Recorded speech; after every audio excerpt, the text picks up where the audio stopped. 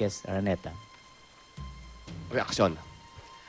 Well, nagpapasalamat po ako unang-una sa BPCI sa ito nga pong sa statement nilang ito. Pero yun nga po, sabi ko po, kasi in-inform na rin po nila ako talaga about this matter kanina po over the phone. Pero yun nga po, ang gusto namin, pumunta pa rin po sa kanila personal para po at least malinawan kung ano man po yung mga conditions nila.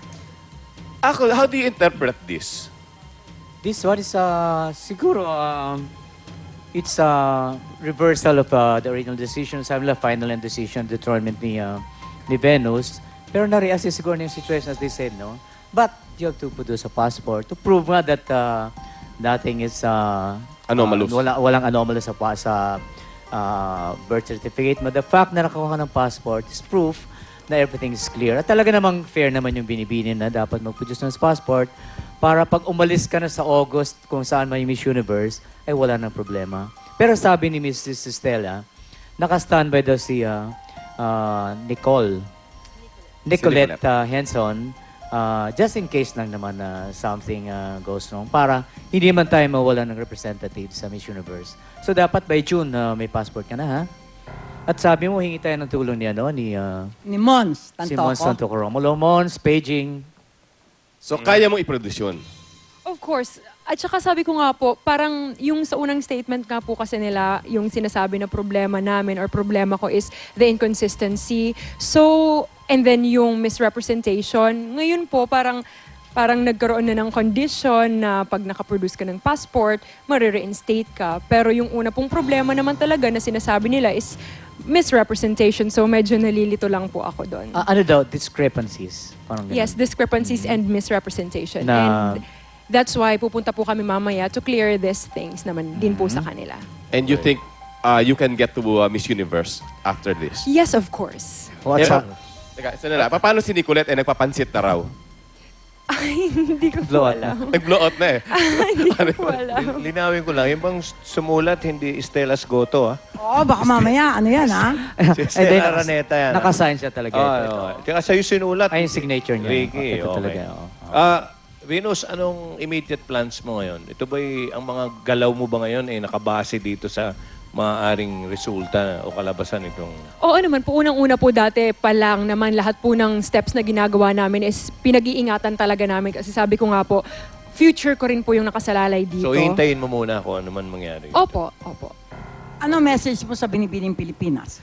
Ayun nga po, sobrang nagpapasalamat po ako sa BPCI. At least tiningnan po talaga nila at pinagbigyan po nila ng pansin yung hinaing din po namin. And yun nga po, ngayong hapon, after po dito, pupunta po kami sa kanila para po pag-usapan lahat.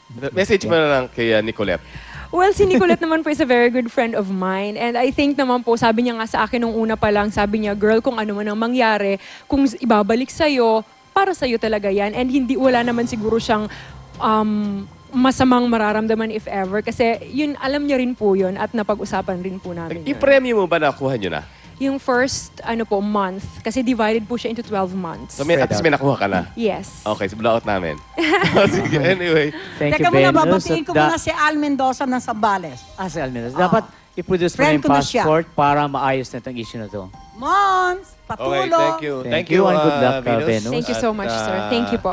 Ito ngayon, exclusive sa Star Talk. Christine Reyes, nag-react na sa naglitawang paparazzi photos ng ex-boyfriend niyang si Dennis Trillo at Jeneline Mercado. Nanalink ang mga kamay. Kamay lang daw nalink. Abangan sa pagbabalik ng Star Talk. And good luck, Venus. Thank you po. Rock! Up later! Mark Bautista may buwelta sa intrigang hindi raw siya masaya.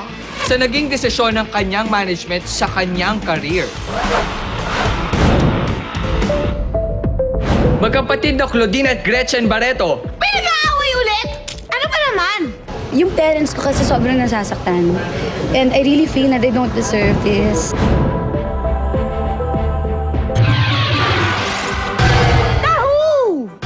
Subject, Starlet Invisible. Dahong starlet na ito na nawawala-wala, kaya pati career nagiging invisible.